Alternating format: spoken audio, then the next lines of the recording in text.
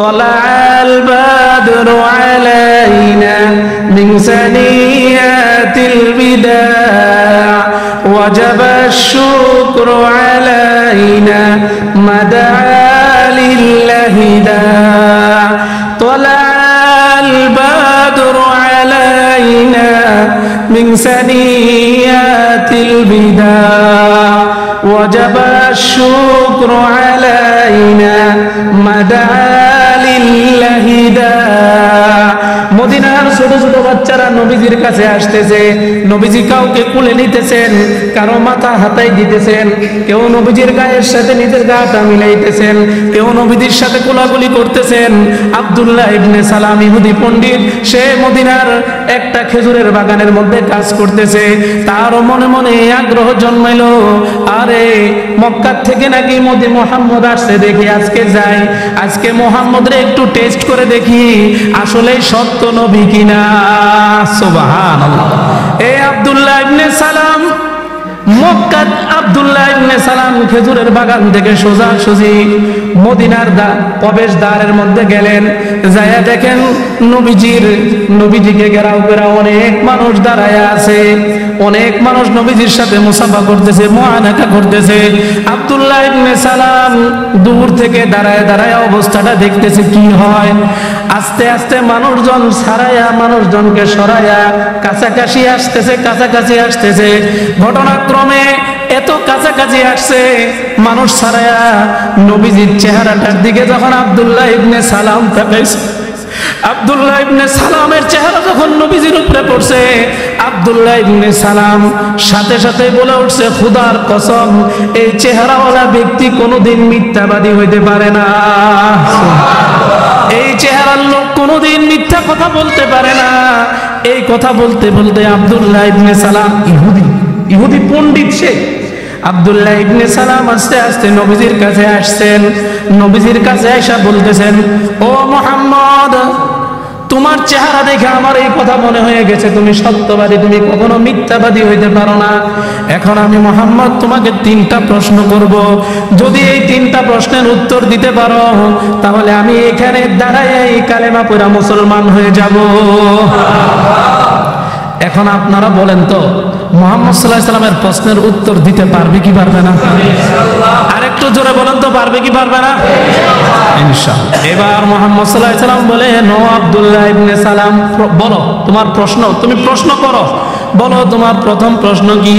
এবার আব্দুল্লাহ ইবনে সালাম বলেন, আউয়ালু মা আশরাতিস সাআ, ওগো নবী শুনছি কিয়ামত হবে, কিয়ামত হবে, কিয়ামত হবে। ওগো নবী, যদি আপনি আল্লাহর সত্য নবী হয়ে থাকেন বলেন তো কিয়ামত কখন অনুষ্ঠিত হবে? 1 নম্বর প্রশ্ন। এবার নবীজি বলেন, ফানারুন তাকশুরু মিনাল মাশরিক ওয়া তাদরুদু ইলান নাস ওয়া তাদরুদান নাস ইলাল মাগরিব। নবীজি বলেন, কিয়ামতের প্রথম আলামত হইল পৃথিবীর পূর্ব প্রান্ত থেকে, অর্থাৎ পৃথিবীর পূর্ব প্রান্ত থেকে একটা আগুনের লাভা বাইর হবে, অগ্নি বাইর হবে। এই আগুনের অগ্নিগিরিটা মানুষকে ধাওয়া করে পূর্ব প্রান্তের সমস্ত মানুষকে পশ্চিম প্রান্ত নিয়ে আসবে। কথাটা উত্তরটা পাওয়ার সাথে সাথে আব্দুল্লাহ ইবনে সালাম বলেন, সাদ্দাকতা ইয়া রাসূলুল্লাহ, আপনি যা বলছেন সত্য বলছেন। সুবহানাল্লাহ। প্রথম প্রশ্নের জবাব পাইছে। নবীজি বলেন, এর পরের প্রশ্ন কি বলো? এরপরে আব্দুল্লাহ ইবনে সালাম বলেন, ওমা ওয়াল কুল্লু তুআমিন ইয়াকুলু আহলুল জান্নাহ। ও মুহাম্মদ, শুনছি আল্লাহ বেহেশতের মধ্যে মানুষের ইন্তেকালের পরে মানুষকে জান্নাত দিবেন। যদি তুমি আল্লাহ সত্য নবী হয়ে থাকো বলো, জান্নাতের মধ্যে সর্বপ্রথম আল্লাহ কি দ্বারা মেহমানদারি করবেন?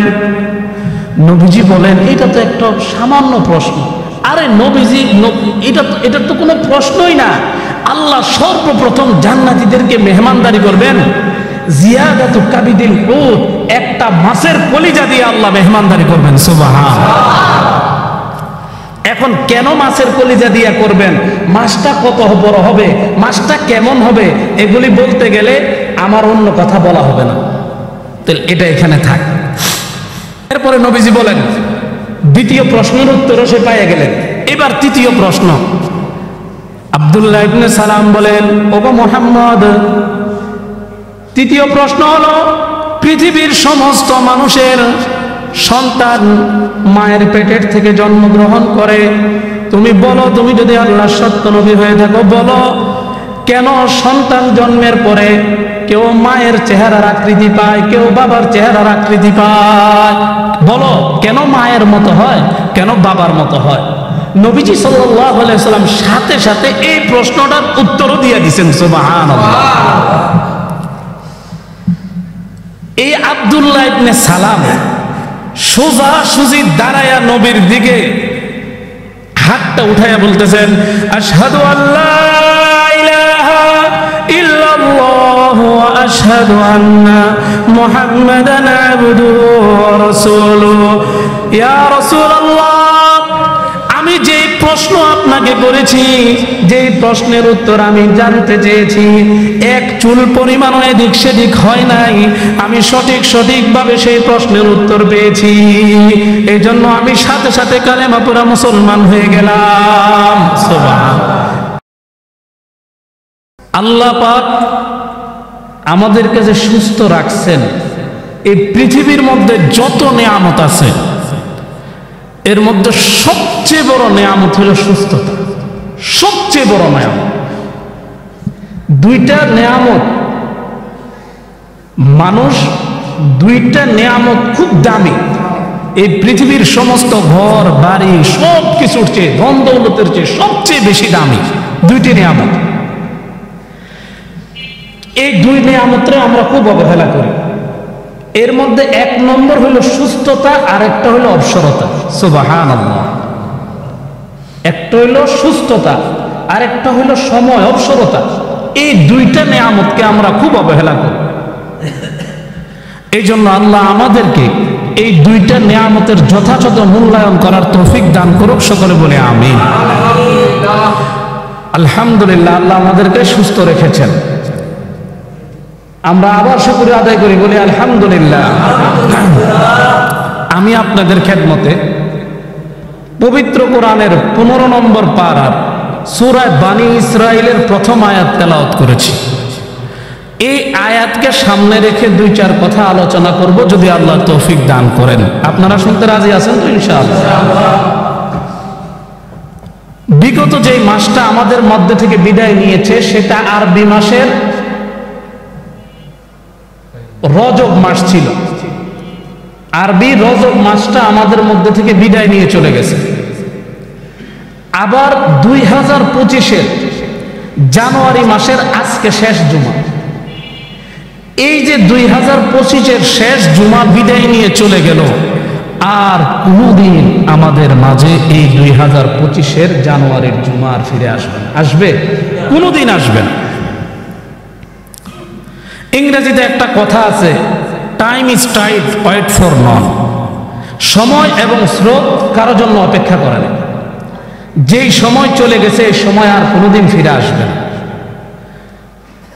এই জন্য কবি বলেন, রোনে কি ওয়াক্ত জব রোয়া নেহি, রোনে কি ওয়াক্ত জব রোয়া নেহি, वक्त जाने के बाद रोने से कुछ फायदा नहीं, रोने की वक्त जब रोया नहीं। কান্নার সময় যদি দুনিয়ার মানুষ না কাঁদে, ও সময়ের কান্না দ্বারা কোনো ফায়দা হবে না। জন্য সময় চলে গেছে। এই ঠিক তার ধারাবাহিকতা রজব মাসও বিদায় নিয়ে চলে গেছে। হুজুর সাল্লাল্লাহু আলাইহি সাল্লাম রজব মাস আসলেই হুজুর সাল্লাল্লাহু আলাইহি সাল্লামের মধ্যে একটা অস্থিরতা কাজ করত। হুজুর সাল্লাল্লাহু আলাইহি সাল্লাম আমল বাড়াই দিতেন, সাথে সাথে এই দোয়া করতেন, আল্লাহুম্মা বারিক লানা ফি রজব ওয়া শাবান ওয়া বাল্লিগনা রমাদান, আল্লাহুম্মা বারিক লানা ফি রজব ওয়া শাবান ওয়া বাল্লিগনা রমাদান। আয় আল্লাহ, রজব এবং শাবানের বরকত আমাকে নসিব করেন, আর আল্লাহ রমজান পর্যন্ত আমার হায়াতকে বৃদ্ধি করে দেন। আমরা আমিন বলি, আমিন। এই দোয়াটা নবীজি করতেন।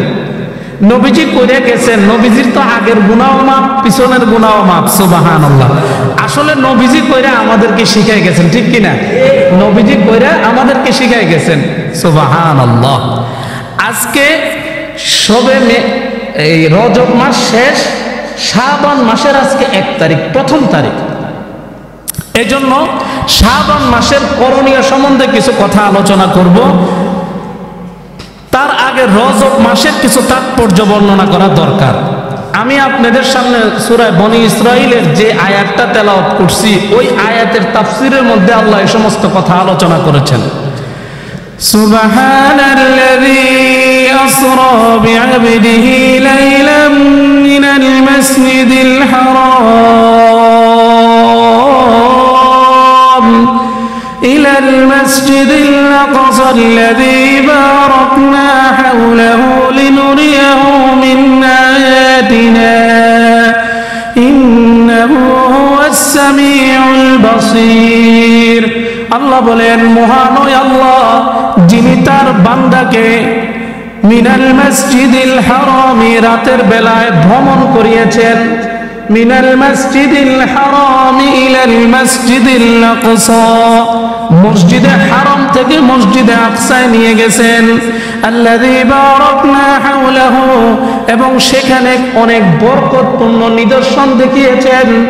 ইন্নাহু হুয়াস সামিউল বাসীর, নিশ্চয় আল্লাহ সবকিছু শুনেন এবং দেখেন। সুবহানাল্লাহ। দেখেন, নবীজি সাল্লাল্লাহু আলাইহি ওয়াসাল্লামের মেরাজকে কেন্দ্র করে আমরা অনেকে অনেক আমল করি। অনেক মহিলারা জিজ্ঞাসাও করে, হুজুর মেরাজের রোজাটা কিভাবে রাখবো, মেরাজের নামাজ কিভাবে পড়বো? কোরআন হাদিসের সঠিক ব্যাখ্যা এবং বিশ্লেষণের কোথাও মেরাজের নির্দিষ্ট কোনো নামাজ নাই, নির্দিষ্ট কোনো রোজাও নাই। হুজুর আমরা আগে যে পালন করছি, এখন অনেক মহিলারা কয়, এখনকার হুজুররা অনেক কিছু কয় যেগুলি আমরা আগে যা করে আইছি তার সাথে মিল নাই। আগে যা আমল করছেন সেটা মুন্সিকতায় আমল করছেন, কিন্তু এখন কোরআন হাদিসের রিসার্চ বাড়ছে, গবেষণা বাড়ছে, ভালো ভালো মুহাদ্দিস আলেম বাড়ছে। আগে মানুষ সরল সোজা ছিল, যেটা শুনতো সেটাই যাচাই বাছাই ছাড়া যেটা শুনতো শুধু খালি শুনছে সোয়াব, এই সোয়াব শুনলেই মানুষ সেটা করতো। সুবহানাল্লাহ। এখন আমাদের সামনে যখন কোরআন হাদিস পরিষ্কার, তো পরিষ্কার বিষয়টা আমাদের বোঝা দরকার কি না, জোরে বলেন তো?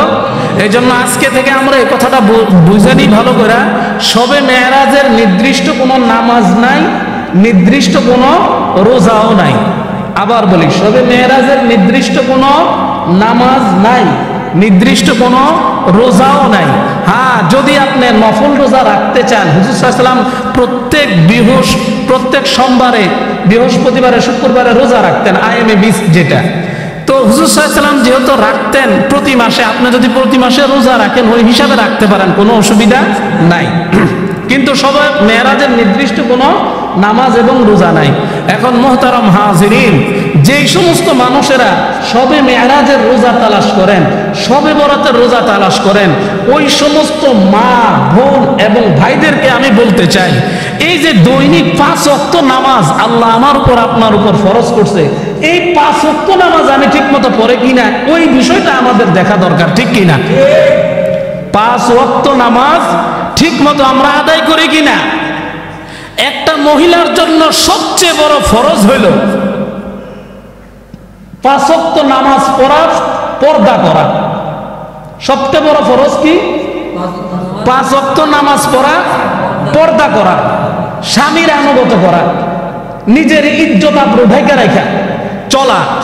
এখন যেই মহিলাটা পর্দা করে না, যেই মহিলা পর্দা করে না, স্বামীর হুকুম মানে না, 5 ওয়াক্ত নামাজ পড়ে না, আপনাদের কাছে আমার প্রশ্ন, ওই মহিলা যদি সবে মেরাজের নামাজ তালাশ করে, ওই ভাই যদি সবে মেরাজের নামাজ তালাশ করে, বলেন তো লুঙ্গি দিয়া পাগড়ি বাঁধার মতো অবস্থা হবে না?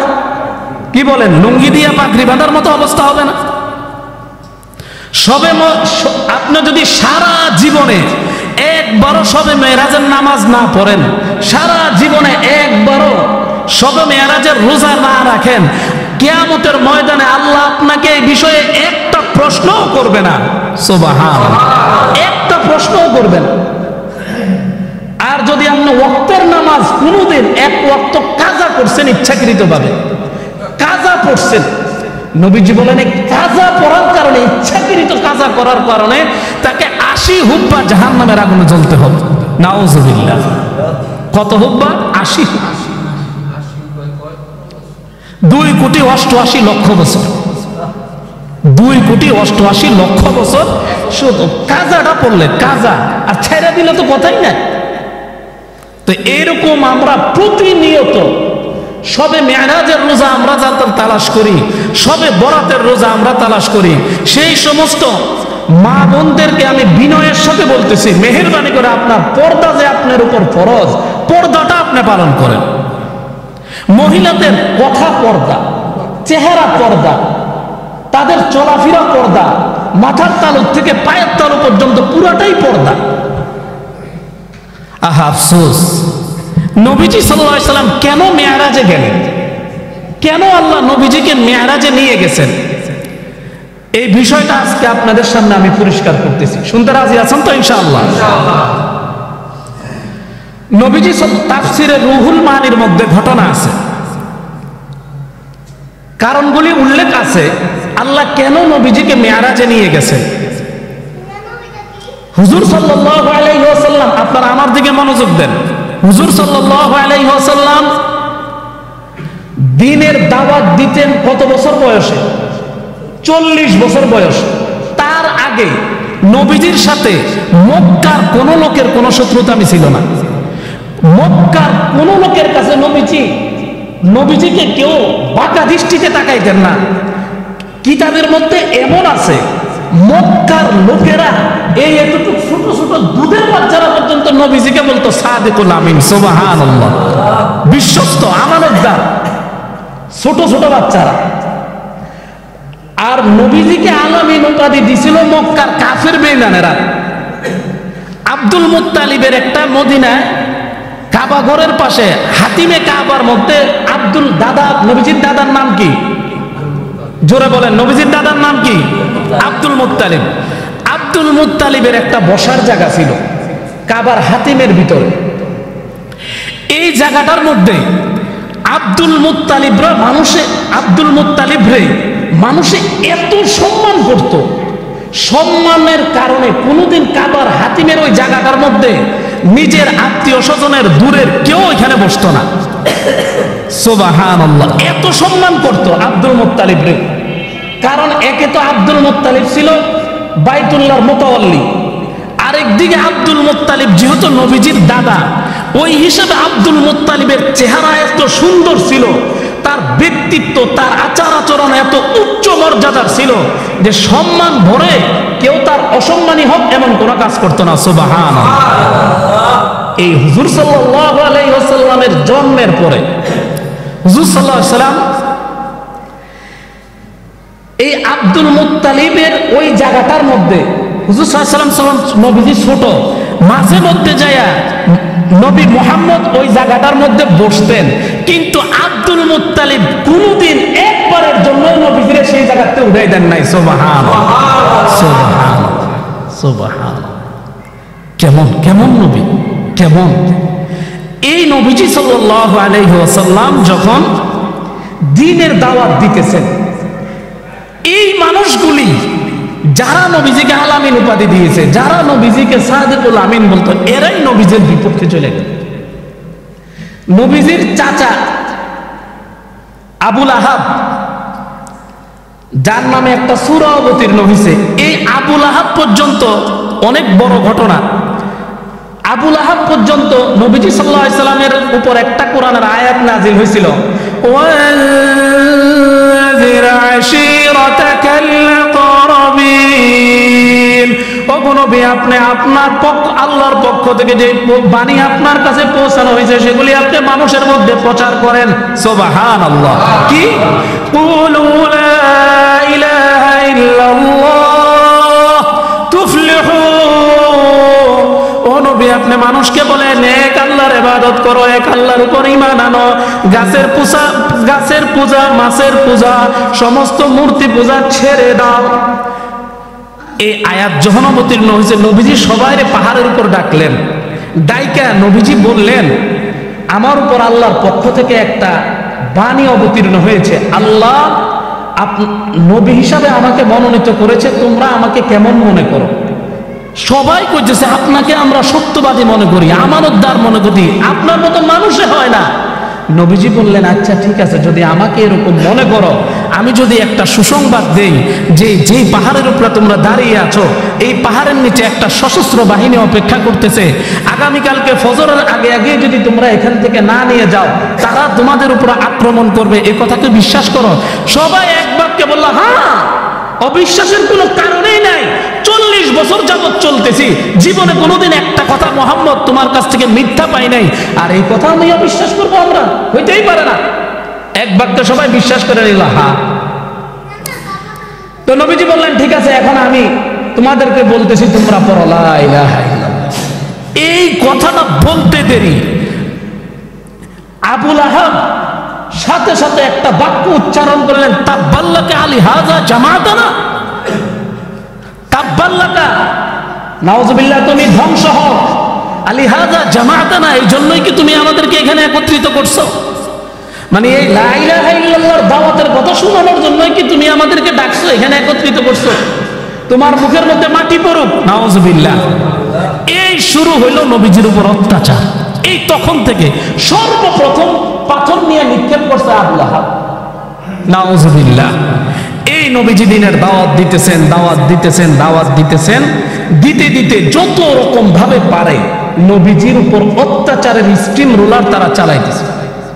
একজন সাহাবী তারিক ইবনে আব্দুল্লাহ মেহরবী রাদিয়াল্লাহু তাআলা আনহু, উনি বলেন, মুহাম্মদ সাল্লাল্লাহু আলাইহি ওয়াসাল্লামকে মক্কার যে প্রবেশ বাজারের, মক্কার বাজারের প্রবেশদ্বার যে দরজাগুলি আছিল, এই দরজার দুই দিকে নওজোয়ান যুবকদেরকে দাঁড় করাই দিছে মক্কার কাফের লিডারেরা, যাতে কেউ নবীজির পর্যন্ত আসতে না পারে। আর যেই বাজারের মধ্যে বিনদেশি অপরিচিত কেউ ঢুকবে, সবাই কানে কানে এই কথাটা বলে দাও, মোহাম্মদ একটা পাগল, মোহাম্মদ একটা উন্মাদ, মোহাম্মদ জাদুকর। যেই একবার মোহাম্মদের সাথে কথা বলে, সেই কেমনে জানি মোহাম্মদের মুরিদ হয়ে যায়। সুবহানাল্লাহ। মোহাম্মদ একটা পাগল। আল্লাহ কোরআনের মধ্যে বলেন, ওয়ামা সাহিবুকুম বিমাজনুন,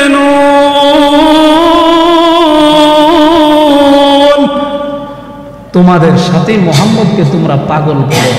আরে তোমাদের সাথে আমার বন্ধু মোহাম্মদ পাগল না, আমি আল্লাহ সার্টিফিকেট দিতেছি। সুবহানাল্লাহ। পাগল না মোহাম্মদ সাল্লাল্লাহু আলাইহি ওয়াসাল্লাম। এই তারা নবীজিকে দুই দিকে দাঁড় করাই দিছে। এখন নবীজির কাছে দেখবেন আপনারা, পানির মধ্যে বান দিছেন, স্রোতের মধ্যে বান দিছেন কে কে? সব ছোটবেলায় মাছ ধরছেন কে কে? হাত তোলেন তো। মাশাআল্লাহ, অনেকে হাত তুলছে। দেখবেন যখন কোন স্রোতের মুখে আমরা বান দেই, বান দেওয়ার পরে পানি যখন এই পাশে আসতে না পারে, পানিটা আস্তে আস্তে ফুলতে থাকে, ঠিক কিনা জোরে বলেন? পানিটা ফুলতে থাকে, ফুলতে ফুলতে এই অবস্থা হয়ে যায়, এই বান টান সব নিয়ে এমন ভাবে ছুটে, তখন আর বান দেওয়ারও কোনো সুযোগ থাকে না, ঠিক কিনা জোরে বলেন?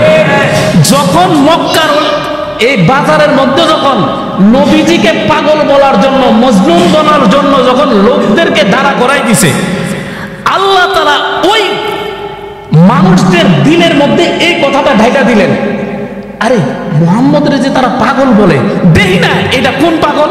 সুবহানাল্লাহ। কঞ্জোরে দেখি না এটা কোন পাগল। আর এরা যে জাদুকর কয়, জীবনে তো বহুত জাদুকর দেখছি, এরকম জাদুকর তো দেখি নাই যে কথা কইলে বেলে মুরিদ। তো আমরা যাই দেখি। এখন যতই তাদেরকে বাধা দেয়, ততই মুহাম্মদ সাল্লাল্লাহু আলাইহি ওয়াসাল্লামের অনুসারী আর বাড়তেছে। সুবহানাল্লাহ। আসছে নবীজির কাছে, চুপে চুপে আসে, আয়েশা, আল্লাহু আকবার। যে একবার, অনেকে তো এরকম হয়েছে, কোনো কথাও শুনে নাই, কিছুই শুনে নাই, দূরের থেকে খালি নবীজিরে দেখছে, ওইখান থেকে বলতেছে, হ্যাঁ হ্যাঁ আমি সাক্ষী দেখেছি, এই লোকটা কোনোদিন মিথ্যা বলতে পারে না লা ইলাহা ইল্লাল্লাহু মুহাম্মাদুর রাসূলুল্লাহ। আর আমরা বাইজে কইন সুবহানাল্লাহ, আর একটু জোরে কোন সুবহানাল্লাহ। হ্যাঁ, এই চেহারাওয়ালা মানুষ কোনোদিন মিথ্যা কথা বলতে পারে না, এরকম হয়েছে অবস্থা। ঠিক এদের মধ্যে থেকে আব্দুল্লাহ ইবনে সালাম একজনের নাম, সে ইহুদি পণ্ডিত ছিল। এই আব্দুল্লাহ ইবনে সালাম সে অনেক ইহুদি পণ্ডিত এবং অনেক অর্থ সম্পদের মালিক ছিল। সে মানুষের কাছ থেকে শুনতো মোহাম্মদ এমন, মোহাম্মদ এমন, মোহাম্মদ এমন। যেহেতু ইহুদি পণ্ডিত, ওই হিসাবে নিজের মনে আগ্রহ জন্মাইল, আমি একটু মোহাম্মদরে দেখব। ঘটনাক্রমে মোহাম্মদ সাল্লাল্লাহু আলাইহি সাল্লামেরও এই আব্দুল্লাহ ইবনে সালাম মদিনাতে থাকতো। ঘটনাক্রমে হিজরতের সময় নবীজি যখন মক্কা ছেড়ে হিজরত করে মদিনায় যাইতেছেন, মদিনার ছোট ছোট বাচ্চারা, জোয়ান বুড়া সকলেই রাস্তার দুই দিকে মদিনার প্রবেশ দ্বারের মধ্যে দাঁড়ায়া নবীজিকে স্বাগতম জানাইতেছে। সুবহানাল্লাহ। ছোট ছোট বাচ্চারা বলতেছে তলাল বাদরু আলাইনা মিন সানিয়াতিল বিদা ওয়াজাবা শুকরু আলাইনা মাদা লিল্লাহি দা তলাল বাদরু আলাইনা মিন সানিয়াতিল বিদা ওয়াজাবা শুকরু আলাইনা মাদা লিল্লাহি দা। মদিনার ছোট ছোট বাচ্চারা নবীজির কাছে আসতেছে, নবীজি কাউকে কোলে নিতেছেন, কারো মাথা হাতাই দিতেছেন, কেউ নবীজির গায়ের সাথে নিজের গাটা মিলাইতেছেন, কেউ নবীজির সাথে কোলাকুলি করতেছেন। আব্দুল্লাহ ইবনে সালাম ইহুদি পণ্ডিত, সে মদিনার একটা খেজুরের বাগানের মধ্যে কাজ করতেছে। তারও মনে মনে আগ্রহ জন্মাইল, আরে মক্কা থেকে নাকি মুহাম্মদ আসছে, দেখি আজকে যাই, আজকে মুহাম্মদরে একটু টেস্ট করে দেখি আসলে সত্য নবী কিনা। সুবহানাল্লাহ। এই আব্দুল্লাহ ইবনে সালাম মক্কা, আব্দুল্লাহ ইবনে সালাম খেজুরের বাগান থেকে সোজাসুজি মদিনার প্রবেশ দ্বারের মধ্যে গেলেন। যায়া দেখেন নবীজিকে ঘেরাও করে অনেক মানুষ দাঁড়ায় আছে, অনেক মানুষ নবীজির সাথে মুসাফা করতেছে, মুআনাকা করতেছে। আব্দুল্লাহ ইবনে সালাম দূর থেকে দাঁড়ায় দাঁড়ায় অবস্থাটা দেখতেছে কি হয়। আস্তে আস্তে মানুষজন ছাড়াইয়া, মানুষজনকে সরাইয়া কাছাকাছি আসতেছে, কাছাকাছি আসতেছে। ঘটনাক্রমে এত কাছাকাছি আসছে, মানুষ ছাড়াইয়া নবীজির চেহারাটার দিকে যখন আব্দুল্লাহ ইবনে সালাম তাকাইছে, আব্দুল্লাহ ইবনে সালামের চেহারা যখন নবীজির উপরে পড়ছে, আব্দুল্লাহ ইবনে সালাম সাথে সাথে বলে উঠছে, খোদার কসম, এই চেহারাওয়ালা ব্যক্তি কোনোদিন মিথ্যাবাদী হইতে পারে না। এই চেহারার লোক কোনোদিন মিথ্যা কথা বলতে পারে না। এই কথা বলতে বলতে আব্দুল্লাহ ইবনে সালাম ইহুদি পণ্ডিত, সে আব্দুল্লাহ ইবনে সালাম আস্তে আস্তে নবীজির কাছে আসছেন। নবীজির কাছে এসে বলতেছেন, ও মুহাম্মদ, তোমার চেহারা দেখে আমার এই কথা মনে হয়ে গেছে তুমি সত্যবাদী, তুমি কখনো মিথ্যাবাদী হইতে পারো না। এখন আমি মুহাম্মদ তোমাকে 3টা প্রশ্ন করব, যদি এই 3টা প্রশ্নের উত্তর দিতে পারো তাহলে আমি এখানে দাঁড়ায় এই কালেমা পড়া মুসলমান হয়ে যাব। এখন আপনারা বলেন তো, মুহাম্মদ সাল্লাল্লাহু আলাইহি সাল্লামের প্রশ্নের উত্তর দিতে পারবে কি পারবে না? আরেকটু জোরে বলেন তো, পারবে কি পারবে না? ইনশাআল্লাহ। এবার মুহাম্মদ সাল্লাল্লাহু আলাইহি সাল্লাম বলেন, ও আব্দুল্লাহ ইবনে সালাম, বলো তোমার প্রশ্ন, তুমি প্রশ্ন করো, বলো তোমার প্রথম প্রশ্ন কি?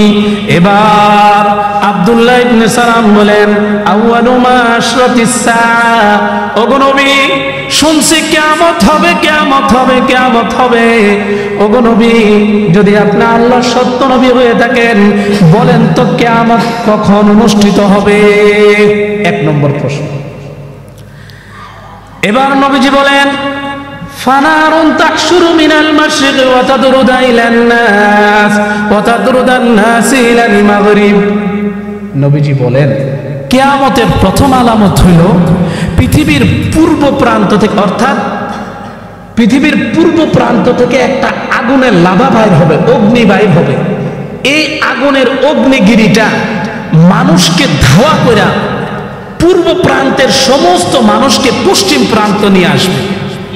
কথাটা উত্তরটা পাওয়ার সাথে সাথে আব্দুল্লাহ ইবনে সালাম বলেন, সাদ্দাকতা ইয়া রাসূলুল্লাহ, আপনি যা বলছেন সত্য বলছেন। সুবহানাল্লাহ। প্রথম প্রশ্নের জবাব পাইছে। নবীজি বলেন, এর পরের প্রশ্ন কি বলো?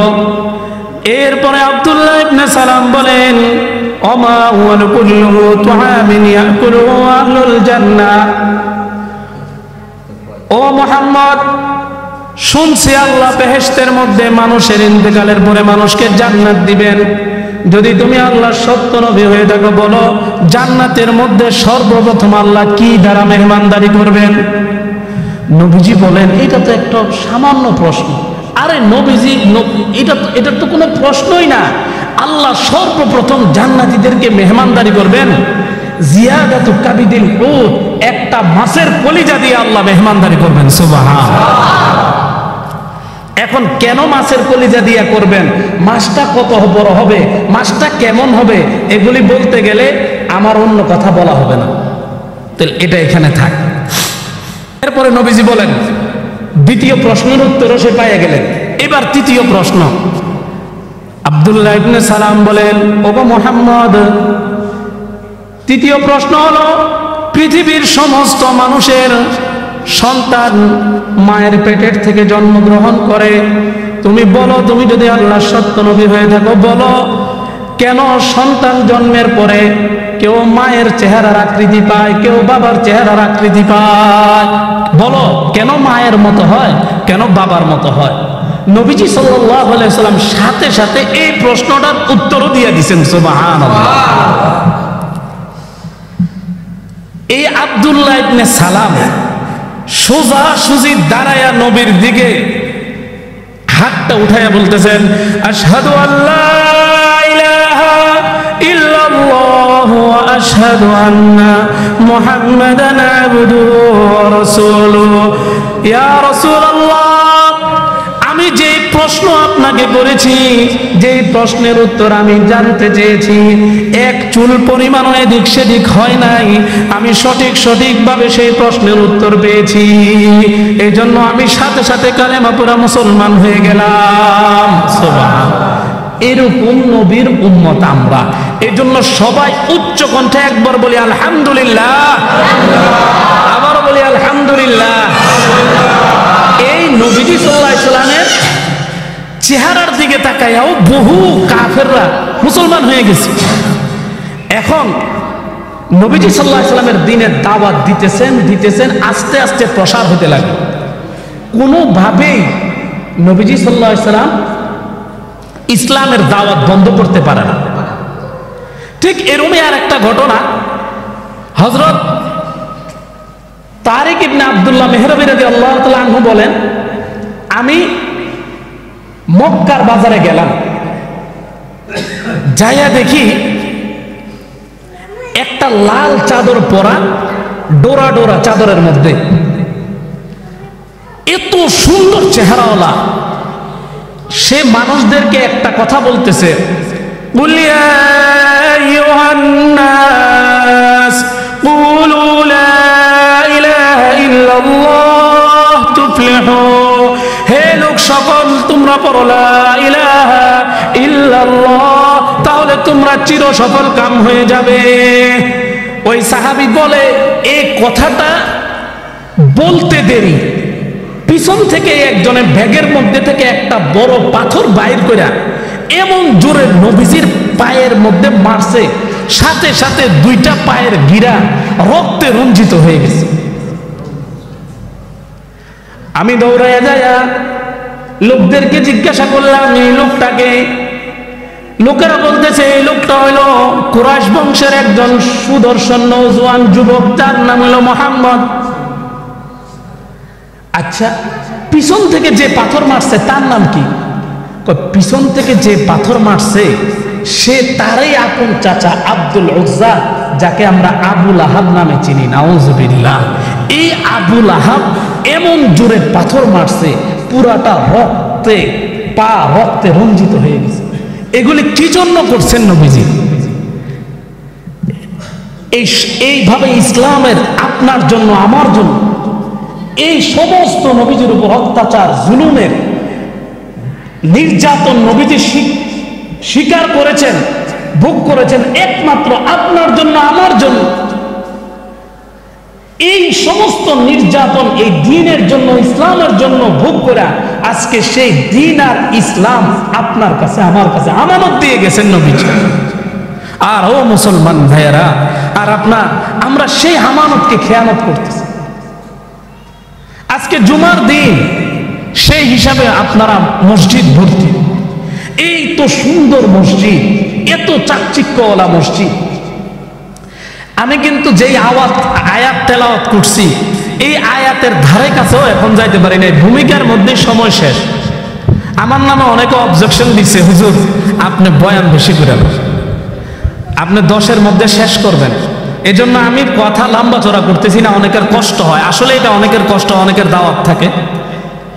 তো যাই হোক, এই কষ্টগুলি নবীজি স্বীকার করছেন একটা কারণ, সেটা হলো আমার উম্মত যাতে, এত কষ্ট যে আমি স্বীকার করছি, এত ব্যথা আমি সহ্য করছি, আমার উম্মত যাতে বুঝে আর আমার উম্মতের কাছে দ্বীন ইসলাম যাতে পৌঁছে। সুবহানাল্লাহ।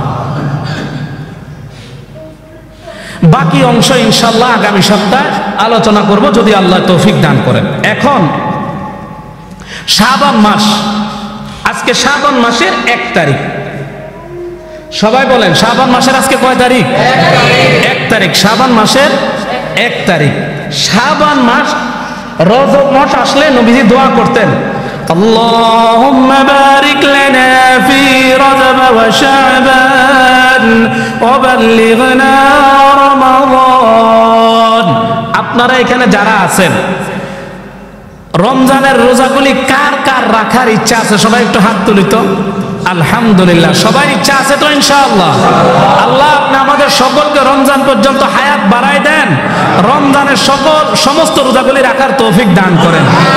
হাত নামা, আল্লাহ সবাই কবুল করুন। এই জন্য রমজানের শুরুতে কিছু করণীয় আছে। কি করণীয়? নবীজি বলেন, নবীজি 1 নম্বর হলো এই দোয়াটা বেশি করুন।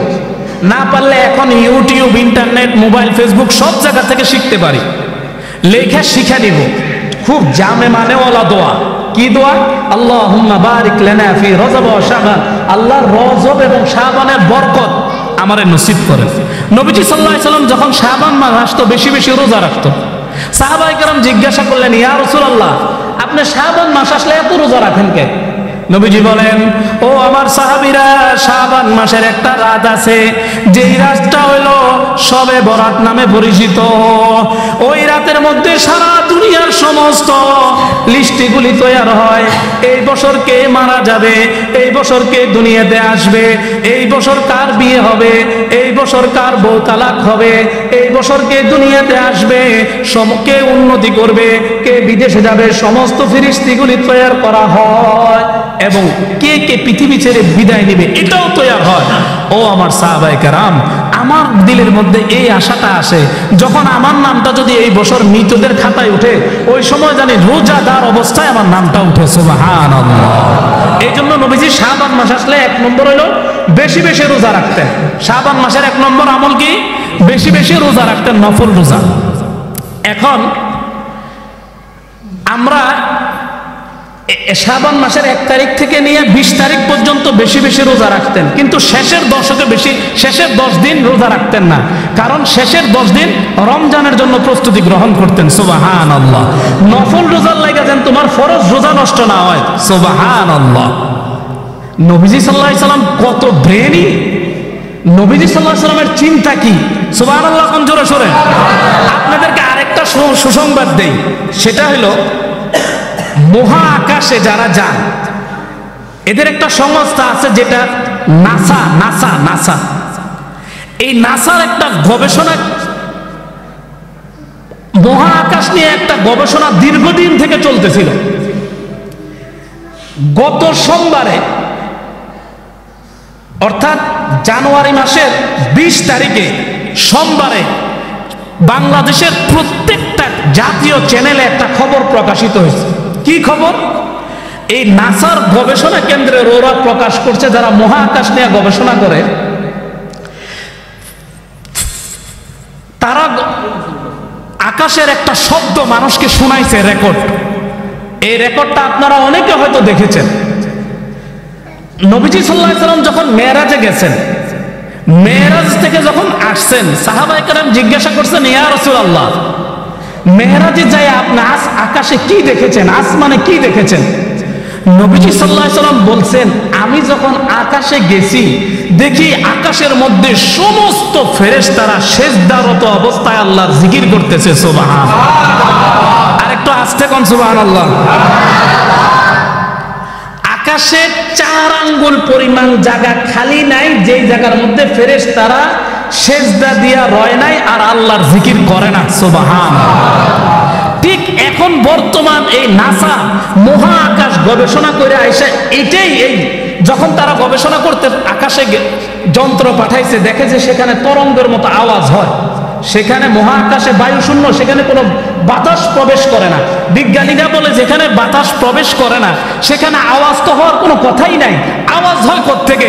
নবীজি 1450 বছর আগে বলছেন, প্রথম আকাশে যখন গেছি দেখি আকাশটা কাঁপতেছে। সুবহানাল্লাহ। এখন বিজ্ঞানীরা স্বীকার করে, হ্যাঁ আমরাও যখন যন্ত্র পাঠাইছি তখন দেখি আকাশের মধ্যে একটা মোবাইল যেরকম ভাইব্রেশন হয় ঠিক আকাশের মধ্যেও এরকম ভাইব্রেশন হইতেছে। সুবহানাল্লাহ। এবং মহাকাশ থেকে একটা তরঙ্গের মতো আওয়াজ হইতেছে, মনে হয়েছে কোটি কোটি বিলিয়ন মানুষ একসাথে যদি কোনো সঙ্গীত বলে, কোনো আওয়াজ করে, যেরকম আওয়াজ হয় মহাকাশের মধ্যেও এরকম আওয়াজ হইতেছে। বিজ্ঞানীরা বলতেছেন, ইহুদি নাস্তিকরা তো আর এই কথা স্বীকার করে না যে লা ইলাহা ইল্লাল্লাহর আওয়াজ হয়, কিন্তু বিজ্ঞানীদের মধ্যেও ইমানদার আছে না কিছু? কি বলেন, চোর হইলেও ইমানদার এমন কিছু আছে না? এক বিজ্ঞানী বলেছেন, সমস্ত আওয়াজগুলি নিয়ে যখন আমরা গবেষণা করে দেখেছি আমাদের এটাই অনুভব হলো যে সকলেই জানি বলতেছে লা ইলাহা ইল্লাল্লাহ, লা ইলাহা ইল্লাল্লাহ। আর এটার প্রমাণ কোরআন শরীফে আছে। কি? তুসাব্বিহু লাহুস সামাওয়াতুস সাব'ু ওয়াল আরদু ওয়া মান ফিহিন ওয়া ইন মিন শাইইন ইল্লা ইউসাব্বিহু বিহামদিহি ওয়ালাকিন লা তাফকাহুনা তাসবিহাহুম। নবীজি আল্লাহ বলেন, এই 7 আসমানের উপরে, আসমানের নিচে, জমিনের নিচে, তাহতা সারা পর্যন্ত যত সৃষ্টি আছে সকল সৃষ্টি আল্লাহর পবিত্রতার প্রশংসা বর্ণনা করে। সুবহানাল্লাহ। ওয়ালাকিন লা তাফকাহুনা তাসবিহাহুম। এমন কোন প্রাণী, এমন কোন সৃষ্টি নাই যে আল্লাহর পবিত্রতার প্রশংসা বর্ণনা করে না। সুবহানাল্লাহ। কিন্তু ওয়ালাকিন লা তাফকাহুনা তাসবিহাহুম, তাদের প্রশংসার পবিত্রতা বর্ণনা তোমরা বুঝো না। ঠিক মহাকাশে যারা গিয়েছে তারা বুঝুক আর না বুঝুক এই কথাটাই চিরসত্য, সেখানে আল্লাহর জিকির হচ্ছে। প্রমাণ কোরআনের এই আয়াত। ঠিক কিনা ধরে কোন? সুবহানাল্লাহ। আজকের বিজ্ঞান নবীজি 1400 বছর আগে বলে গেছেন, বিজ্ঞান সেটা এখন প্রমাণ করতেছে। সুবহানাল্লাহ। যাই হোক, শাবান মাসের 5টা আমল আছে। কয়টা আমল? 1 নম্বর, বেশি বেশি রোজা রাখা। কিন্তু যদি কারো আগের পূর্বের রোজা কাজা থাকে, সে কাজা রোজাগুলি আগে রেখে দিবে। বিশেষ করে মহিলাদের রোজা কাজা হয়, এই জন্য মহিলারা আগের বছরের রোজা যাতে এই রমজান অতিবাহিত না হয়, এই শাবান মাসের মধ্যে কাজা রোজাগুলি রেখা শেষ করে ফেলবে। বুঝে আসছে তো ভাই ইনশাআল্লাহ?